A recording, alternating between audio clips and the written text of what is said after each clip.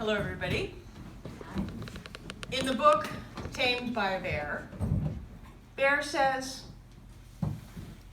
to live is to be related by ties of blood, kinship, and love. To be here is to belong to a family. To be here is to belong to a family. What I think Bear means is that we're all family. Yet when I was in my mid-20s, I wanted a family of my own. So much so that on one of my first dates with the woman who was to become my wife, I said to her, I want to have kids, and you've got to know that about me if the relationship is going to go anywhere. It wasn't always like that. When I was younger, I really didn't want to have kids. I really, really didn't want to have kids. And when I reflect on that, I think that there's a possibility that in my subconscious, I knew it would be hard to have kids as a lesbian, even though I didn't know I was a lesbian at the time. Fortunately for me, I grew up in a time, and I came of age at a time when gay men and lesbians were starting to form families in non-traditional ways, using sperm, using known donors, using through adoption and through foster families, and it gave me a role model. So I could see that it was possible. And having a role model helped. So Diane and I, we spent bunch of years actually to processing how we were going to do this, and we got to the place where we decided that I would get pregnant first and we would use sperm from an unknown donor. And we wanted an unknown donor because we really wanted our family to not have anybody else have a claim on it. And I got pregnant, although it took a long time. And in that process, we were using sperm from the sperm bank, and it comes in a liquid nitrogen tank, and we decided we'd buy in bulk. All right, so who of you out there has a picture of a whole container filled with sperm? No. It doesn't come that way. It's just in little vials. And a turkey baster would probably get pregnant if you used it and not me, because it's so little, you really don't need much. I did get pregnant, and at that point we were living in this community, and we were attending church in this very building. And I want to just say to Next Stage and the Historical Society, you've done wonders for this building. Thank you. And in that, and in those days, what filled the building wasn't the niceties that we see now, but the people. And it was a beautiful community, and they made us feel welcomed. Janet, the minister, went on sabbatical, and they asked people if they would be willing to visit the shut-ins. And I volunteered and was assigned to Georgie Henderson. But Georgie lived up the road on Route 5 around the corner. Her house was shaded, smelled a lot like dog urine, maybe from one of her many small dogs. I think it was a Jack Russell. And it was named Penny. I think they were all named Penny. And Georgie and I got along great. Penny and I got along great. On my second visit, Georgie says to me, I don't recall what you said your husband does. And I replied, I'm sure. Of course, I had to speak up because she was hard of hearing.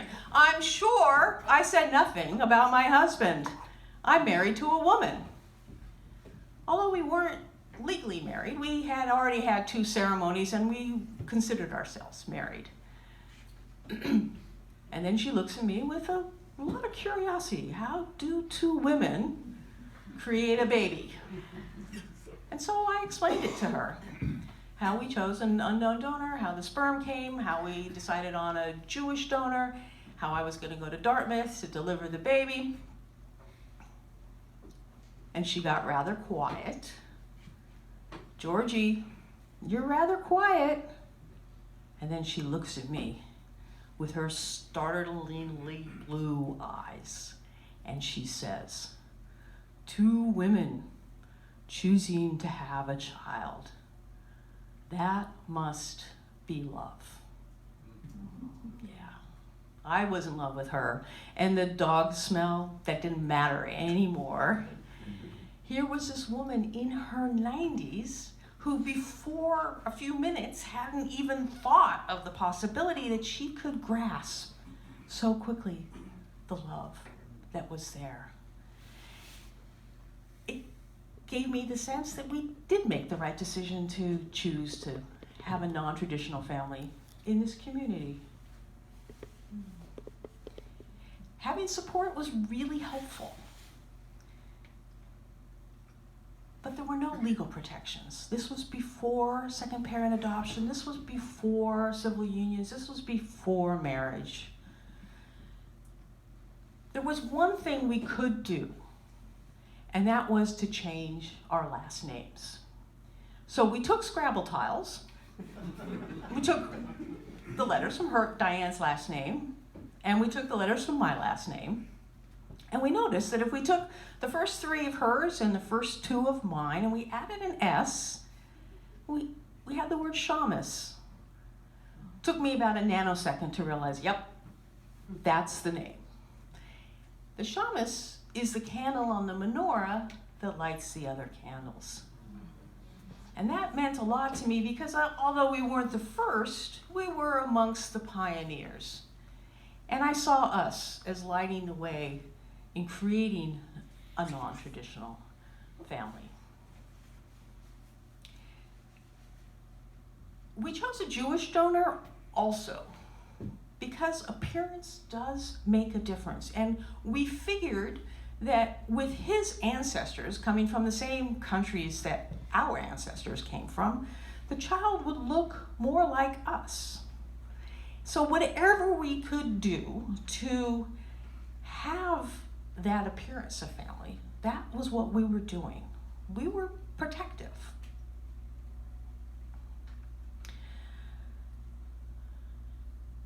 But it wasn't enough. We wanted legal protections. The state of Vermont around that time that Rafi was born was rewriting the adoption laws, and we went to hearings to testify why same-gender couples should be able to adopt each other's children. And God bless this state because it passed the law that allowed us to adopt. And adoption days were really important to us. Because imagine what it's like to be a non-biological parent and not have any legal authority over your child. And we heard stories that people had gone to the emergency rooms with their child and not had the authority. It was frightening. It was undermining our sense of who we were as a parent. So those days were really important to us and to our extended families. Irene was born. We had 2 children. Both were adopted by the non-biological parent. But then Diane and I had no legal relationship to one another. So in 1997, when the Vermont Freedom to Marry Task Force was formed, I was right there, signing up and working as a grassroots organizer for the southern part of the state. And I'm really proud of what we accomplished. You know, we got civil unions, and it was bittersweet, but it was an important first step.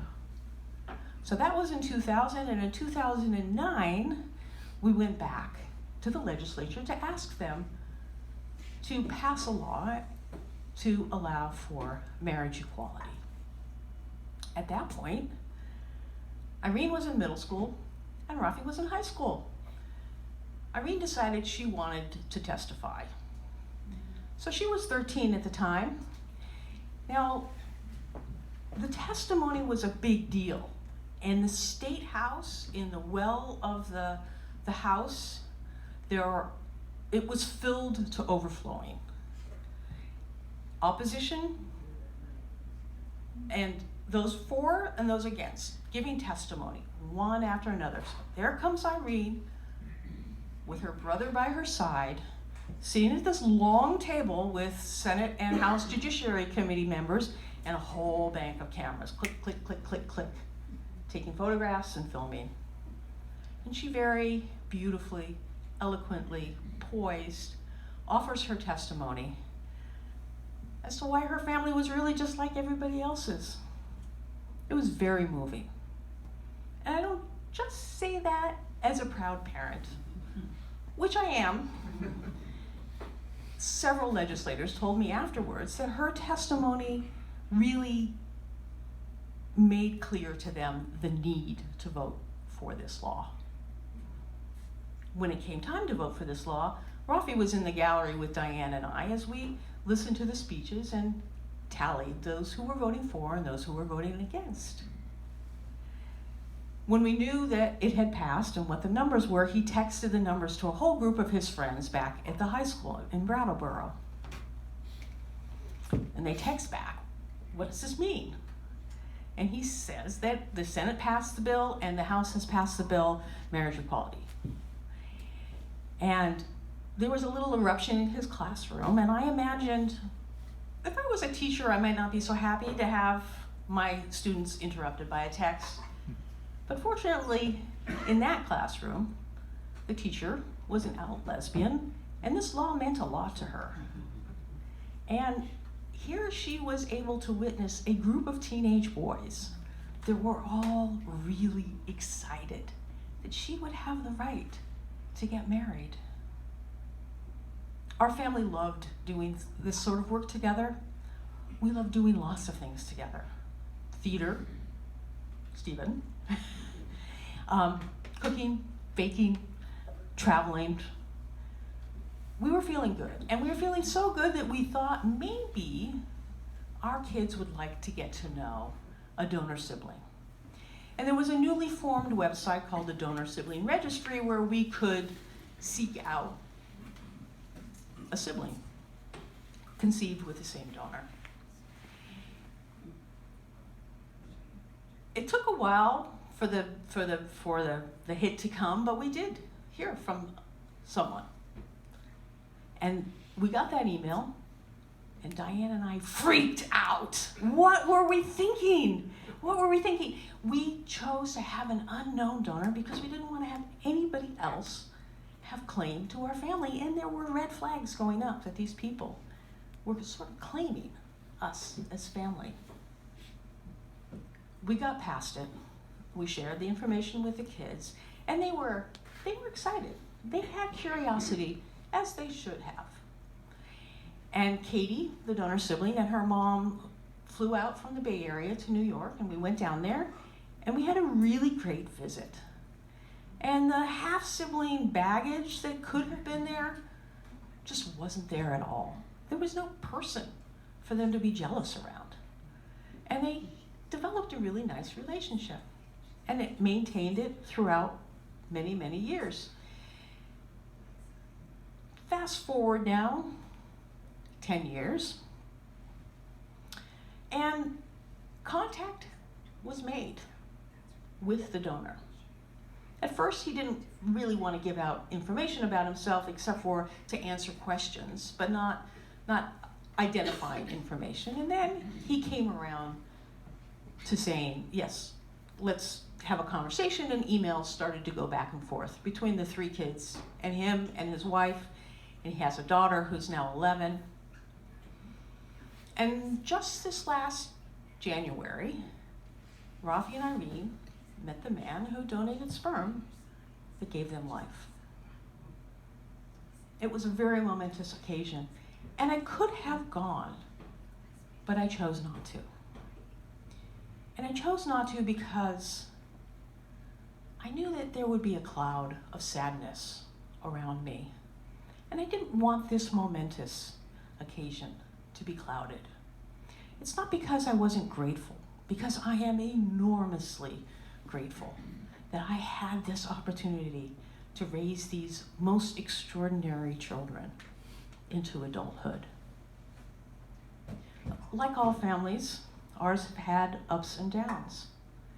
And for us, the low was on June 1st, 2014, when our marriage hit an expiration date.